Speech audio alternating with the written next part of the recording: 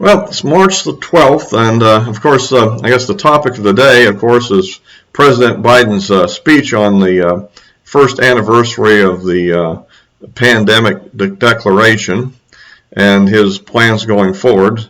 And also at the end, I'd like to make a few comments about the Joe Manchin discussion sometime back of the filibuster and that issue as well. So if you like these videos, remember to subscribe if you're a YouTube member, or go ahead and join up, I guess, and click the bell to get notifications and forward these to anybody that might be interested. Appreciate that. I'd like to grow this site if I could. Okay, let's get on with the president's speech last night. I thought it was, well, it was rather slow. He did get through it with only a few misspeaks things, and we all do that. So I thought he did okay in terms of delivery for himself, which is usually slow and methodical. Obviously, as he's showing that he's kind of old and hanging in there. But I had to laugh a lot at the I was watching on Fox, and after about 15 minutes they started putting things like, well, he'll be wrapping this up in 3 minutes, and Tucker Carlson will have some comments, and then he'll be wrapping up in about 60 seconds, and then it keeps on going, and well past 60 seconds or 3 minutes, and well, it's going to be closing soon. Hang in there. Tucker's waiting to trash him as soon as he gets through talking. I just had to laugh at the way that situation. But anyhow, basically, I think on a more substantive note, I would have to point out that I thought he started off kind of very disingenuous by sort of doing backhanded slaps at Trump, suggesting he didn't do a good job, when in fact the only reason why this thing might be making any real progress on it is the fact that Trump got these vaccines developed, and of course. And in fact, he originally set a very modest goal, which was already being met by the time he got in office, of 100 million doses delivered in the first 100 days, which was about the rate they were being delivered anyhow. I think we're now reaching almost as high as 2 million a day. This is I don't know. That was really non-unifying, I think. And the rest of it is a lot of people on the right, I think, were annoyed by the idea of him talking as to when you can do something and things of that sort, versus and continuing to push the mask mandates and all that sort of thing, which is quite controversial in some quarters. Because I really don't know. I tend to have the kind of a middle of the road viewpoint on masks, that I don't think they're a super blessing, but I suspect if you're really going to come in close contact with strangers, a mask is probably not a bad idea. But will it really save you from the virus if you're going to get it anyhow? That's being greatly debated.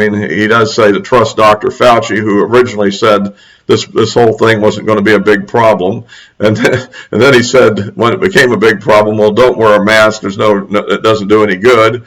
Then later on, he said wear a mask, and now I think his position is wear 2 masks at least. So you have to question the expertise there a little bit, I think, and that sort of thing. But that's the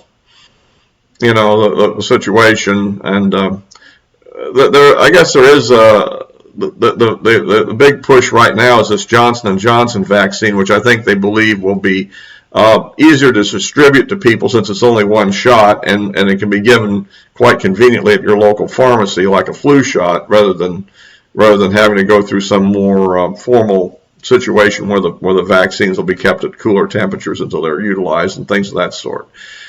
And the downside to that is its effectiveness is about 70% in the testing versus around 94 to 95% for the messenger RNA vaccines.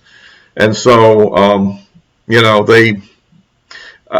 if you consider yourself at all vulnerable to the disease and having complications worse than the mild case, and it's all possible to get the messenger RNA, I would tend to recommend that. However, from a national health point of view, I would say that if you can create a 70% immunity throughout the whole population, you've gone a long ways to really dampening down the pandemic. And that it isn't necessarily the best way to protect somebody if they happen to be the unlucky person to get it, but it is better than nothing by a long ways. And in fact, I think it's not that much different than the typical vaccine's effectiveness. Anyhow, this is one of the kind of interesting mysteries about the whole subject. We never really looked at that with the, all the vaccines that people got throughout their life. Polio and small. I guess they probably haven't given small, but when I was younger, they gave smallpox vaccinations and diphtheria, tetanus, all those kind of vaccines. And I don't know. It's and of course then they got into measles and mumps and that one. But the question is, what is the real effectiveness of these things? That is a good question. I mean. When I heard that 70% was considered good enough or something, I'm like, I didn't realize that what's generally going on. But anyhow, I just don't get distracted too much on that. But it is. But I would say, I'm for everybody getting the vaccine. Now, I understand some people are against it for a number of reasons. I guess if you live isolated and don't think you're going to get the disease and are really afraid it's going to give you a complication, it would make some sense to avoid it. I know back in the 70s, I did avoid the swine flu thing. So basically on the same thought that since everybody else was getting it, that I wouldn't need to. So guilty, but I was a young person then and had those kind of ideas at the time. But today I've got my first shot, so on the 2-shot sequence. So personally, but I know some people are really opposed, and I guess to each their own. Okay, let's get on to the other thing. Of course, they also did another big event was they signed the $1.9 trillion Democrat empowerment bill or whatever, slush fund bill, to pay off a lot of Democrat special interests. I understand they even stuck something like $70 billion of tax increases over a 10-year period in it too, basically hitting business. Because after all, business is the well that never quits giving for the Democrats, right? And I also understand that basically a lot of the work requirements are in welfare programs that were removed too. Like I said, this is sort of use the COVID as a crisis to get a lot of Democrat agenda slammed through at one time. And that's what they did. And so this will not be, I guess the good thing is the people that will be getting the $1,400 a head checks, so will enjoy a little spending money, and I guess, and some of the people, the problem with that is that some of the people need more than that, and other people really don't need it at all, and yet it's going to be kind of like a uniform distribution rather than based on need. It's just based on, well, this is what we're doing, based on utility of giving it out. And it is interesting that we're a year into this, and we still haven't figured out a way to distribute money more based on need yet than just distributing money. Remember that early on, it's understandable that when they did the first one, it might have been very difficult to target things. But you'd think this far into it would be a lot easier. Well, and then finally, I want to get to something else. I did mention at the beginning of this that I would address the filibuster issue, that Joe Manchin in some interviews is basically kind of sounds under pressure. It sounds like he's going to continue to support the filibuster, but he kind of would like to make it more difficult to do. And I've been thinking about this whole subject a little bit. Is it feasible to do anything other than keep it or throw it away totally?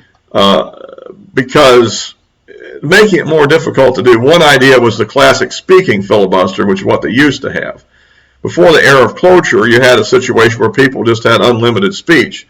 But if you go to that, effectively what you're going to have is that a relatively smaller number of people, and right now it takes 41 people to really guarantee a successful filibuster. You got to keep the vote for cloture under 60, right?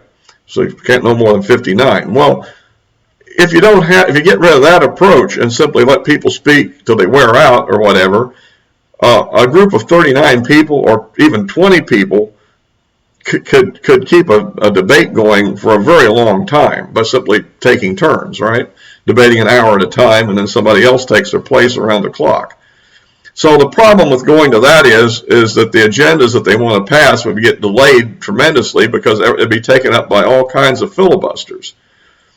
Maybe some not even successful because of people wearing out doing it, but still, it would really burn up the clock, which is probably why they went to cloture in the first place, not to make it convenient, but it was making it convenient for the Senate to do its business, okay? And the other ideas he put out was that they had to either be present to actually cast the vote rather than simply having an aide come down with a note or something, or or that they'd have to actually be there and present and stand and state why they're doing it, were two alternatives he discussed. But I don't think either of those would really stop many filibusters. I mean, almost every senator has has a staffer with a little paragraph or note saying why they voted against or supported a given bill. So, my thought is that won't really deter much. So, at any rate, I just thought I'd mention that. So I tend to think that for the moment he's committed to the filibuster, and I think there are several other people. I think there are unknown Democrats that are for it too. But we'll see. The key thing is I think it'll have to be some really major thing that would blow it up if it happens. And that's why I think in a way that this victory, as bad as it is for the economy and the waste of money involved, may placate the Biden administration a little bit, that they do have a significant victory. I think the Democrats would have grown incredibly desperate if they couldn't get anything done, even though a lot of what they've done, as I point out, is bad. But we'll see what happens on the infrastructure bill. I'm not sure if that really is a reconciliation situation or not. And so that's another issue. Watch out for taxes, of course, and so forth. That's all coming down the way there. Bad news is coming. The other issue, of course, the House just passed a couple of gun control bills yesterday, and they'll be heading to the Senate. I'm hoping that the filibuster will block those two. One of them is an extension of the background check time period for those that can't immediately be cleared by the FBI NICS system. And, that basically comes out of that one thing in South Carolina, where the person was able to buy a gun, basically because they ran out of the 3-day time and didn't find that he'd been arrested for some, I think, relatively minor offense, but since he was still pending trial, the point is, though, I tend to think anybody that's really prepared to commit mass murder on the level this guy was isn't worried about the violation of the law to get a hold of a gun illegally, and there's plenty of illegal guns being sold on the streets, so I don't know that that's going to change anything. The other one, so I would tend to oppose that. It just makes it more inconvenient for the law-abiding person.